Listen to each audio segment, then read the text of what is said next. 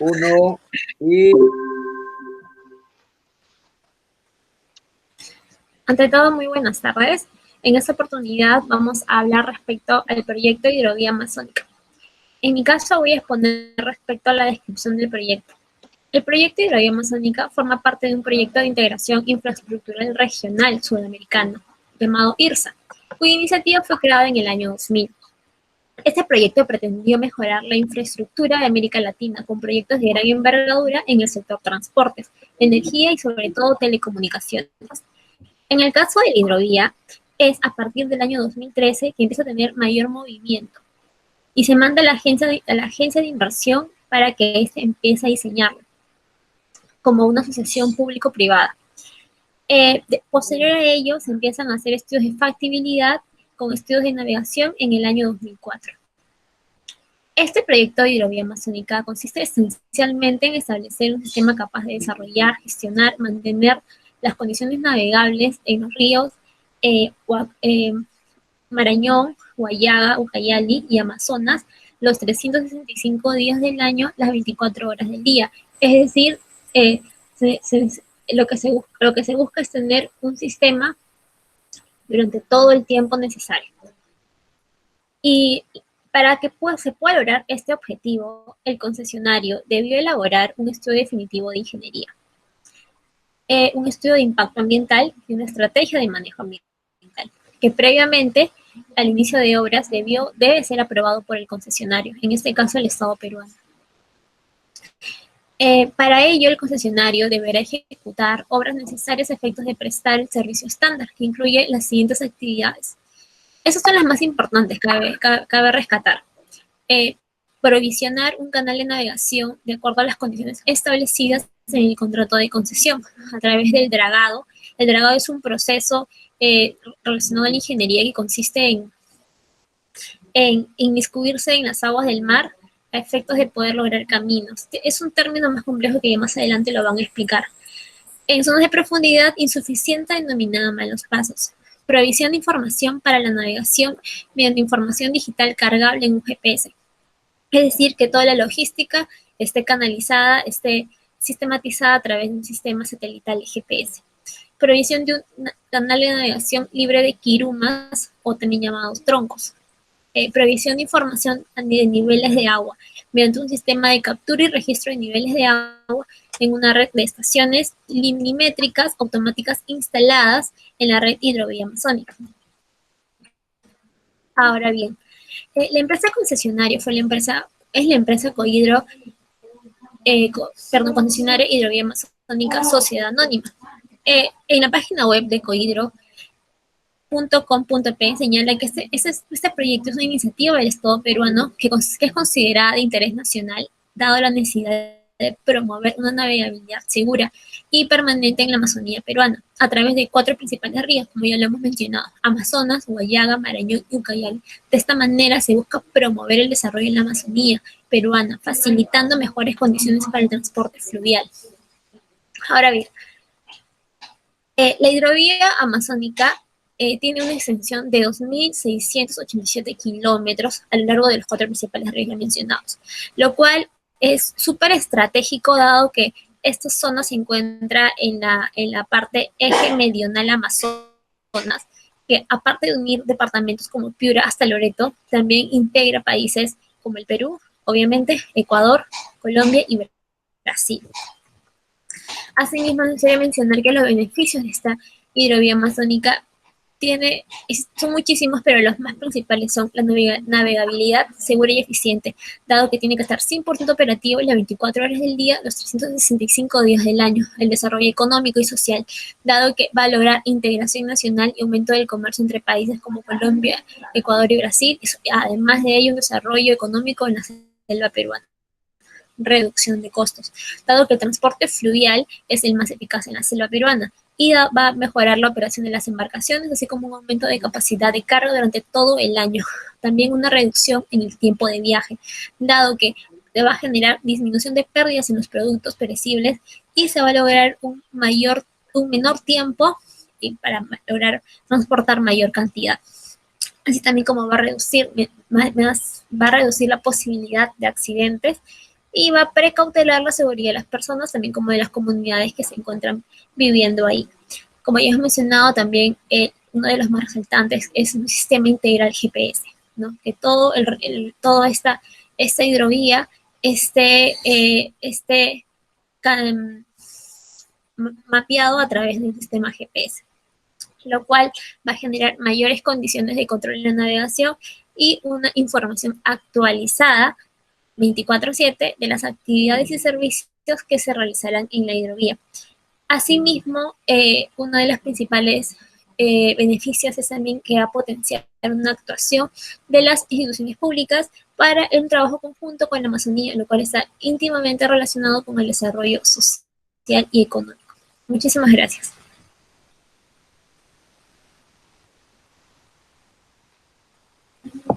Deja de presentar, por favor.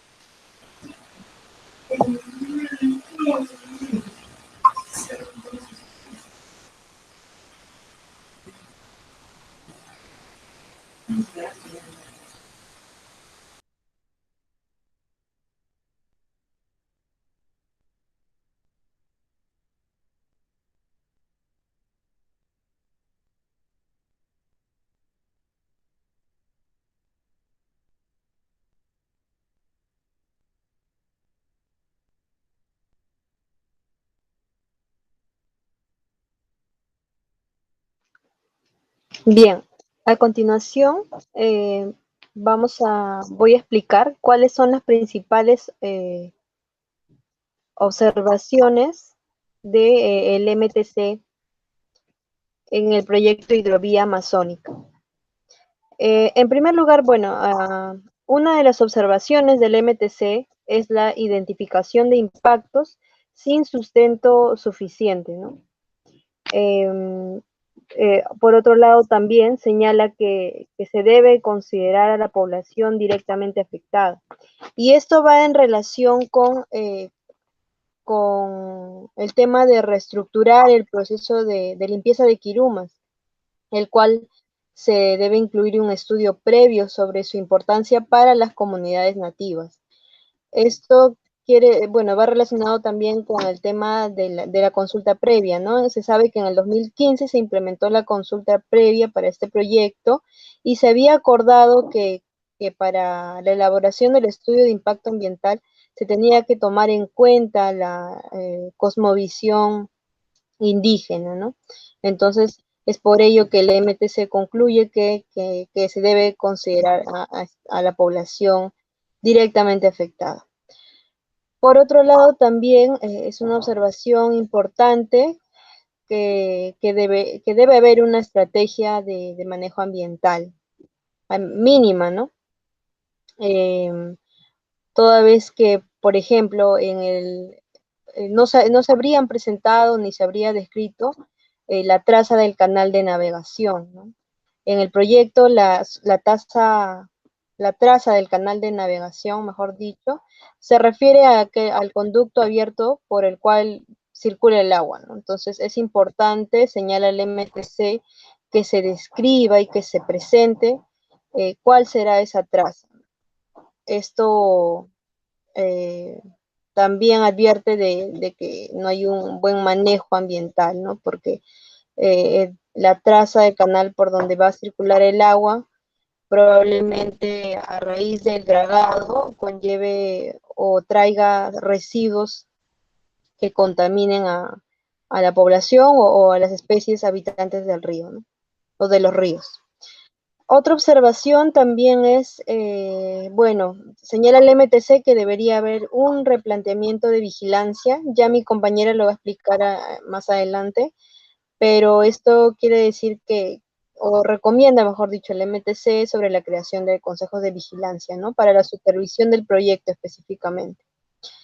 Además, también observa que acerca del transporte de sedimentos, no se indica en qué época del río se estima el transporte de sólidos, y esto es muy importante porque como ya lo mencionaba, este transporte de sólidos eh, viene sobre la actividad del dragado, ¿no? Entonces, reitero que no sabemos qué es lo que puede contener, o mejor dicho, se ha probado, por ejemplo, que al momento de realizar el dragado o excavaciones hay contenidos de arsénico que puede afectar a la población. Otra observación que también realiza el MTC es respecto a la información sobre los malos pasos. Según indica, esta información data del año 2011, por lo cual estaría desactualizado, ¿no? Entonces, esa es otra observación también importante que señala el MTC. Y bueno, resaltar que las observaciones del MTC concuerdan con las del SENACE, ¿no? Otra, bueno, otra observación también es que respecto a las, a la, al dragado, la actividad del dragado, se tiene que considerar también el hecho de que puede afectar a las especies, como ya mencioné, ¿no? Las especies que viven en los ríos y sobre todo los peces que son fuente de la actividad económica de los pobladores de la región, ¿no? Entonces es importante que se tome en cuenta ello, es lo que indica el MTC, y además advertimos que aparte de estas observaciones, en el estudio de impacto ambiental no se tiene eh, un buen entendimiento del contenido porque tiene muchas palabras técnicas, ¿no? Que tal vez no puede explicarse bien o no se puede entender claramente para aquel que quiera revisarlo. Entonces, ello y bueno, gracias. A continuación, mis compañeros continuarán con la exposición.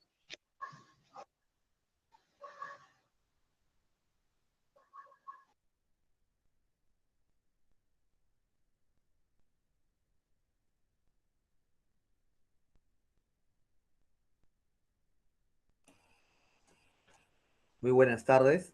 Voy a hablarles yo de la autoridad competente eh, con respecto a la autorización sobre el proyecto Hidrovía Amazónico. Bueno, sabemos que el SENACE es la autoridad competente para la supervisión y elaboración del estudio de impacto ambiental. Ahora, también sabemos que ha solicitado que el MTC eh, emita un informe relacionado al proyecto Hidrovía Amazónico, pero este informe no es vinculante, no es una entidad vinculante el informe del MTC.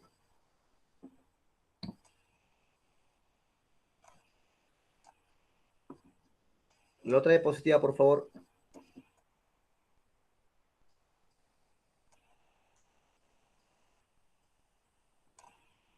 La otra diapositiva, por favor.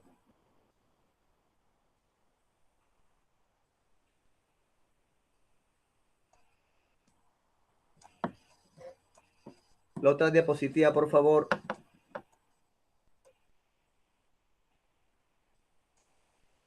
Muy bien. Debemos también tomar en cuenta que hay entidades autoritativas, ¿ya? Que si bien son competentes para emitir informes, pero la entidad rectora o la máxima autoridad es SENACE. Muy bien, dice. Las entidades autoritativas son competentes para emitir informes técnicos que sustentan el otorgamiento o denegación de los títulos habilitantes. En este caso se está evaluando el proyecto Hidrovía Amazónico. Dice, se remite al SENACE en un plazo de ley los informes técnicos que sustentan la aprobación o denegación de títulos habilitantes para su integración a la certificación ambiental global.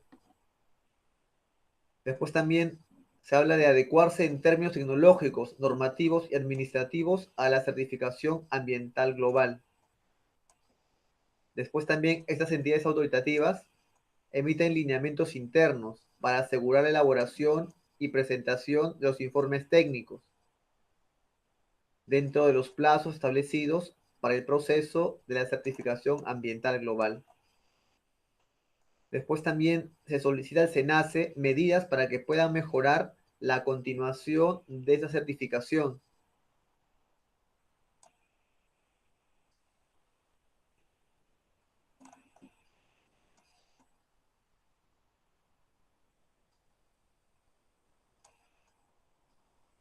Muy bien.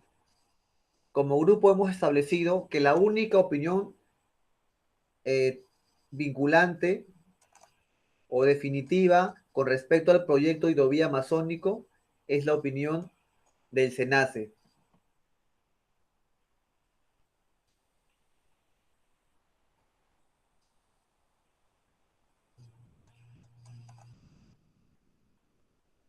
La otra diapositiva, por favor.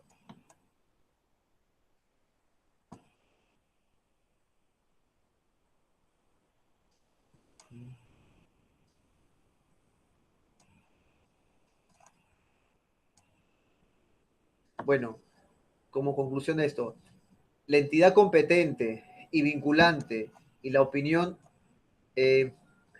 trascendente e importante para la decisión de si el proyecto es aceptado o no es el SENACE. La opinión del MTC, si bien se solicitó al MTC que pueda emitir una opinión, esta opinión no es vinculante para decidir si el proyecto hidrovía amazónico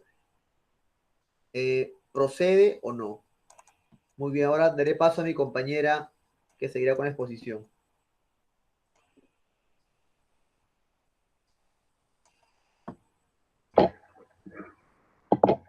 Me avisan por favor si se ve, señora impresión. ¿No?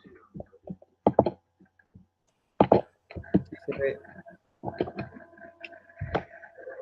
Buenas tardes, estimado profesor. Brevemente abordaré 2 puntos. El primero es sobre el CUMA, que es el Comité de Vigilancia y Monitoreo Ambiental, que está previsto en el Sistema Nacional de Evaluación de Impacto Ambiental. Y por otro lado, hablaré sobre el informe vinculante o no del MTC. En principios, como bien se sabe, el nuevo modelo del CUMA está siendo contemplado dentro del plan de vigilancia y monitoreo ambiental. Lo que se quiere tener la finalidad es que estas acciones de vigilancia y control por parte de los mismos afectados tengan la finalidad de involucrar más a la población y no cualquier población, sino población que está afectada, que está dentro del área de influencia del proyecto de hidrovía amazónica. Entonces lo que se quiere es dotar a esas mismas personas o empoderarlas para que estas mismas tengan la capacidad de fiscalizar y supervisar. Por eso tienen la importancia de ser un vehículo. Un vehículo, ¿por qué? Porque precisamente eso te conduce a tener mayores mecanismos de participación dentro de este proyecto, en todo el proceso. Y también tenemos que apreciar que en virtud del Comité de Vigilancia y Monitoreo Ambiental, tiene una característica de ser activa. No solamente va a tener la calidad de veedor, sino también va a tener un rol activo y para ello se necesita constante capacitación, que eso será asumida por el titular del proyecto. Ahora, en el proyecto en específico hay 6 comités de vigilancia y monitoreo ambiental y también busca esta misma finalidad, ¿verdad? Promover la participación ciudadana por parte de los representantes, tanto locales y regionales, por ejemplo, mediante federaciones de los pueblos indígenas. Esto también está contemplado en la estrategia de manejo ambiental. Por otro lado, la participación en el programa de comunicación del sistema fluvial. No se obliga a la empresa, pero es un compromiso por parte de ella garantizar la participación para que dentro de esta comunicación fluvial que involucra a comunidades alrededor del río, pues les lleve o les traslade estas informaciones fácilmente comprendidas para que se sepa los impactos, no solamente antes, sino durante y también en el mismo proceso de la operación o ejecución del proyecto. Bien, en este punto, claro, el Comité de Vigilancia y Monitoreo Ambiental tiene sus 3 actividades. Por ejemplo, la actividad de dragado, que la hace previa coordinación con Cohidro, la titular, y también representantes del Ministerio de Transportes y Comunicaciones, con la finalidad también de facilitar este mismo manejo. Y justamente estas mismas comunidades que están siendo afectadas directamente y están dentro del área de influencia tienen la calidad de veedor. Esta calidad de veedor, por ejemplo, es ver que el estado de las tuberías con las que se draga estos malos pasos o quirumas estén en buen estado. También que los mismos sedimentos que fluyen en las aguas también no generen alteraciones, por ejemplo, en los mijanos. Estos mijanos que son pues estas especies de peces que migran de profundidades de las aguas hacia lagunas y ríos. Y si es que sucediese eso, lo que se tendría que hacer es paralizar por un determinado momento la actividad de dragado sin perjudicar pues este ecosistema acuático y mucho menos estas especies de mijanos. Y bueno, la verificación es constatar que las acciones o actividades que se están ejerciendo dentro del proyecto en el proceso estén de acuerdo a los compromisos ambientales previamente asumidos en el estudio de impacto ambiental por la empresa. Bien, ahora, la actividad de limpieza y troncos, pues justamente esto está dentro de este rol activo que ya se mencionó anteriormente, que es la participación en actividades en coordinación con Cohidro. La titular del proyecto pues tiene que dar las facilidades y mecanismos necesarios para que las mismas comunidades tengan acceso a esta información comprensible. Bien, mediante los impactos que se vayan generando ante las actividades de dragado de las quirumas. Estas son las actividades de limpieza del tronco, porque al final del día, pues, legitima los derechos que tienen estas comunidades de ejercer las acciones de supervisión y fiscalización. Por otro lado, tenemos la actividad de monitoreo, que como bien se puede apreciar, es el monitoreo de la calidad ambiental, no solamente del agua, sino también de los sedimentos y también un componente hidrobiológico. Por otro lado, el objetivo de ley ya no coincide con los términos de referencias. Específicamente acá solamente se toca el objetivo de qué es lo que en un principio se establecía en los términos de referencia, que como bien sabemos son estos lineamientos generales o pautas para establecer o para elaborar el estudio de impacto ambiental, y qué es lo que verdaderamente dice el estudio de impacto ambiental. El programa tenía, por ejemplo, en objetivos, o sea, me estoy refiriendo a los términos de referencias, mecanismos de participación permanente con las organizaciones representativas de las comunidades nativas durante la etapa de la ejecución y operación del proyecto y el cumplimiento de programas del monitoreo social y ambiental establecido en el estudio de impacto ambiental detallado. Entonces, lo que se refiere es que en un principio, pues, se decía de que lo más prioritario en la etapa de operación y ejecución era que las mismas personas, pues, dentro de la participación ciudadana, tuvieran todos los instrumentos para ejercer inspecciones. Pero lo que te dice en el EIA es que solamente se van a enfocar en los malos pasos, dejando de lado, excluyendo otras actividades también de igual importancia. Si bien sabemos que los malos pasos, de alguna u otra manera, si es que se operara inadecuadamente, ejerciera un impacto directo a las comunidades, por otro lado también es menester mencionar que hay otras actividades como por ejemplo el mismo transporte, como por ejemplo alguna actividad, por ejemplo, de desastres naturales o algo así, inundaciones, etcétera, que pueda ocurrir, ¿verdad? Entonces, si es que ocurriera eso, no vamos a esperar a que genere un impacto grave a la población y que se vulnere también los derechos, porque también cuando se ejerce estas actividades inadecuadas también se vulnera derechos. Como bien lo establece en el link que dejamos a continuación, hay un informe en la que establece cuáles son estas garantías que en un principio estaban contempladas en los términos de referencia, pero no se condice con el estudio de impacto ambiental detallado. Y por otro lado, también algunos derechos que se podrían ver menoscabados si es que no somos integrales, si es que el titular del proyecto no asume íntegramente los derechos que involucran a estas comunidades. Por ejemplo, el derecho a un medio ambiente sano, el derecho a la seguridad alimentaria, el derecho a usar los recursos naturales, los derechos a la identidad cultural y étnica, etc. Entonces, vemos estos matices, estas diferencias, y por otro lado también hablar que en virtud de este CUMA, que es el Comité de Vigilancia y Monitoría Ambiental, había ciertas limitaciones. ¿Por qué? ¿Por qué es importante mencionar ello? Porque estas limitaciones al final del día son son acumulativas para obstaculizar la participación de estos mismos. Bien, por otro lado, también tenemos que decir que la implementación del programa es muy costoso. O sea, en realidad sí involucra una cantidad de dinero que debería asumir el titular del proyecto para asegurar esta participación ciudadana. Y eso no debería, por lo mismo que es como una garantía, no debería menoscabarse por solamente actividades exclusivas que ejercen estas mismas comunidades. Bien, las principales críticas que en el proceso de conformación es que no sean solamente 3 monitores, cuando sabemos que hay alrededor de 140 comunidades afectadas. Y también que estos mismos sean autónomos. Y también que estos mismos puedan emitir eventualmente recomendaciones, informes, etcétera.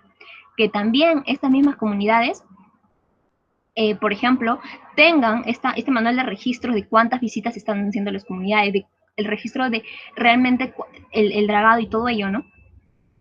La limpieza de troncos, que es lo que más perjudica a la comunidad. Entonces, todo ello al final del día es como una garantía de que estas mismas personas están siendo titulares y están pudiendo ejercer efectivamente o plenamente sus derechos en virtud de la participación ciudadana.